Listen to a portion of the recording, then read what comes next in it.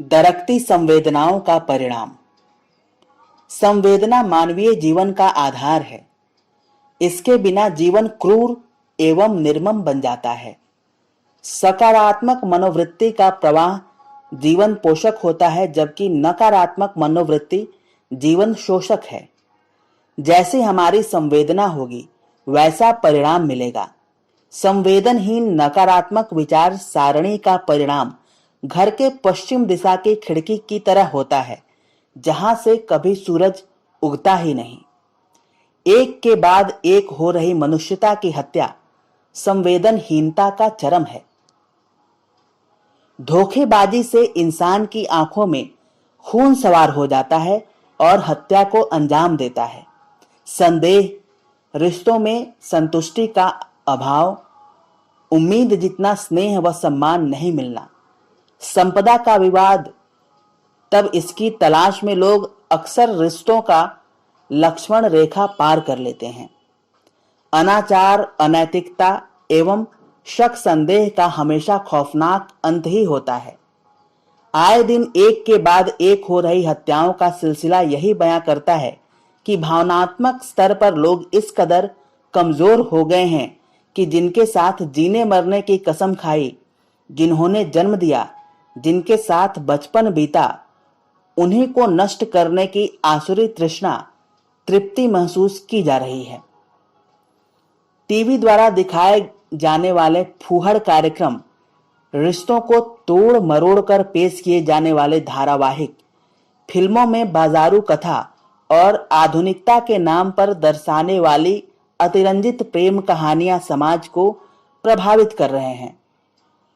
Social media के WhatsApp, Facebook, YouTube पर होने वाली पश्चिमी सभ्यता और संस्कृति का मिला जुला यह असर हो रहा है। मामूली विवाद पर हत्याओं का सिलसिला विगत कुछ समय में अधिक प्रमाण में देश में देखा जा रहा है। आपसी मनमुटाव, संदेह, कर्ज के बोझ आदि का खौफनाक अंत आत्महत्या में हो रहा है।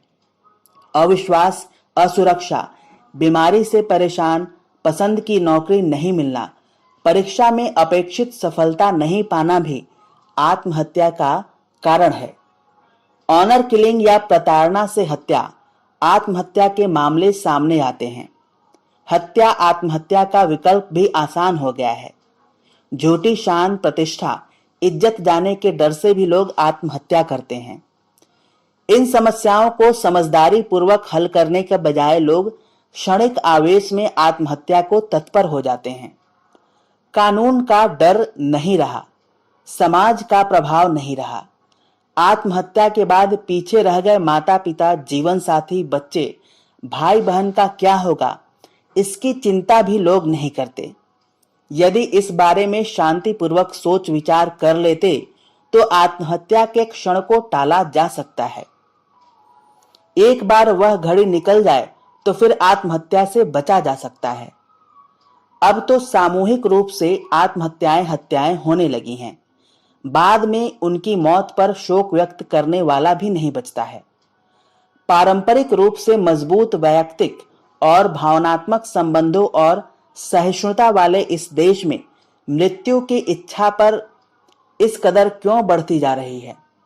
घर परिवार, दोस्त, रिश्तेदार, दफ्तर, समाज, एक हंसती खिलखिलाती दुनिया में उम्मीदों की डोर थामे जिंदगी रोजमर्रा के जीवन में व्यस्त रहती है।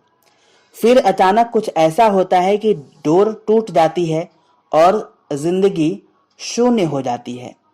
इस अवसाद के दौर में आत्महत्या जैसी घटनाएं बढ़ रही हैं। हमारे देश में भीड़ के द्वारा हत्या की घटनाएं जगह जगह पर हो रही हैं। इनके स्तर में चिंताजनक वृद्धि की स्थिति में सरकार नया कानून बनाने पर विचार कर रही है। गौ तस्करों, जातीय मतभेद, संदेहास्पद स्थिति में भीड़ द्वारा हत्या की घटनाएं, गुस्से में आकर किए जाने वाले कृत्य भीड़ तंत्र का परिणाम है। सभी घटनाएं पूर्व नियोजित नहीं होती हैं। क्षणिक आवेश में भीड़ नियंत्रण खो देती है। इसी की प्रतीक्षा में बैठे असामाजिक तत्व पत्थर फेंकने, दुकानें जलाने, सरकारी संपत्तियां लूटने में लग जाते हैं। अंतिम परिणाम आगजनी हत्या में सामने आता है उन्मादी भीड़ विचार नहीं करती है। जब तक सार्वजनिक सामाजिक संपत्तियों के नुकसान की भरपाई भीड़ तंत्र के आयोजकों से नहीं कराई जाएगी, तब तक ऐसी घटनाएं बढ़ने की संभावना अधिक है। तथापि लोकतंत्र के इस देश में वोट बैंक की राजनीति के कारण गिरफ्तार किए गए असामाजिक तत्वों को भी पुलिस मामला ठंडा होने पर छोड़ देती है। ऐसे में कैसे रहेगा डर? सड़क पर नित्य नियम से दुर्घटना होती है, किंतु दुर्घटनाग्रस्त व्यक्ति के प्रति संवेदनाओं के भाव लुप्त हो जाते हैं। हमारी मानसिक संवेदनाएं दरक रही हैं। इतिहास के पन्नों में भी असुरक्षित और अशिक्षित समाज में परिस्थिति जन्य घटनाओं के कारण भीड़ को हिंसक होते देखा गया है। आज आए दिन किसी का किसी भीड़ द्वारा अफवाहों के आधार पर मार देना आम बात हो गई है। भीड़ को हिंसक बनाने के पीछे दुष्ट मनोवृत्तियों का हाथ होता है। समय पर तत्काल कार्रवाई कर दोषियों को शीघ्र कठोर दंड मिलना चाहिए। समाज का सांप्रदायिकरण कर सत्ता सुख प्राप्त होने की लालसा में आम लोगों के अंदर कानून की अवहेलना की संस्कृति बो दी गई है। समय से इसका समाधान कर लिया जाना चाहिए, अन्यथा अराजकता फैलती रहेगी, व्यवस्था चरमराती रहेगी, राष्ट्रीय संपत्ति को भारी क्षति पहुंचती रहेगी। पहले की दुनिया में एक रावण, एक कंस, एक दुर्योधन, एक शकुनी होता था। अब तो ये गली मोहल्लों में भी सहज मिल जाते हैं। भारत देश के विश्व गुरु बनने की बात चल रही है।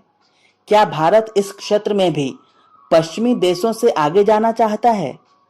यह प्रश्न एक व्यक्ति, एक परिवार, एक समाज का नहीं। इसके समाधान के लिए सदाचार, नीति, नियम, संस्कारों को सशक्त करना चाहिए। संवेदना, सेवा एवं इंसानियत को शिक्षा में तरजीह देनी चाहिए। नैतिक शिक्षा का पाठ पढ़ाना चाहिए। उपरोक्त स्थिति को जानते हुए भी वर्तमान समय में हमारे परिवार क्लेश और द्वेष की ज्वाला में भस्म होते जा रहे हैं। कारण है कि हम अपनी जड़ों से कटते जा रहे हैं। हम जड़ों को पानी नहीं देते, उसके फूल पत्ते डाली को सींच रहे हैं। हम अपनी प्राचीन संस्कृति, परंपराओं और संस्कारों से आधुनिकता की आंधी में खिसकते जा रहे हैं। छोटी बड़ी बातों पर अप्रसन्न होकर प्रेम की डोर में बंधे सुखी परिवार छिन्न भिन्न हो रहे हैं। एक समय था जब दादा दादी की बगिया में माता पिता, भाई बहन, बेटे बेटियों और पोते पोतियों के समूह को परिवार कहा जाता था। अब एकल परिवार का प्रचलन हो गया है। उसमें बूढ़े माँ बाप भी उपेक्षित होने लगे हैं। वे बोझ समझे जाने लगे हैं। स्वच्छंद स्वतंत्र जीवन जीने की चाहत बढ़ गई है। पहले स्नेह, आत्मीयता, प्रेम से आत्मबल मिलता था। तनावग्रस्त नहीं होने से मानवीय संवेदनाएं हमारे साथ बनी रहती हैं। छोटी बातों को भूलकर एवं भविष्य की चिंता न कर वर्तमान को संभालना ही हमारे हाथ में है। इसे संभालने से जिंदगी सुख और खुशियों से भर जाएगी। पत्रिकाओं को अपने मुख पृष्ठ पर दुष्कृत्य की घटनाओं को स्थान नहीं देना चाहिए। केवल भीतर के पन्नों पर छोटे से समाचार होने चाहिए। उसी प्रकार ऐसे समाचारों को टीवी चैनलों, यूट्यूब, फेसबुक पर प्रमुखता से स्थान नहीं देना चाहिए। घटना कैसे घटी, कैसे हत्या आदि घृणित कार्यों को अंजाम दिया, इसका विवरण तो कदापि नहीं देना चाहिए। इस घटना को बार बार बताने से भी मानवीय संवेदनाएं दरक रही हैं। भीड़ तंत्र की घटनाएं सोशल मीडिया द्वारा अफवाह फैलाने से हो रही हैं। समाज को भी ऐसे माध्यमों तथा घटना में शामिल परिवारों का अलिखित अघोषित बहिष्कार करना चाहिए। इस प्रकार हमारी जिम्मेदारी है कि हम ऐसे संवेदनशील विषय पर समझदारी से निर्णय लें। जब तक हमारे अंदर संवेदना, सहिष्णुता, समझदारी एवं जिम्मेदारी का भाव नहीं आएगा, तब तक ऐसी घटनाओं को रोका नहीं जा सकता है। अखंड ज्योति, जुलाई 2022। धन्यवाद।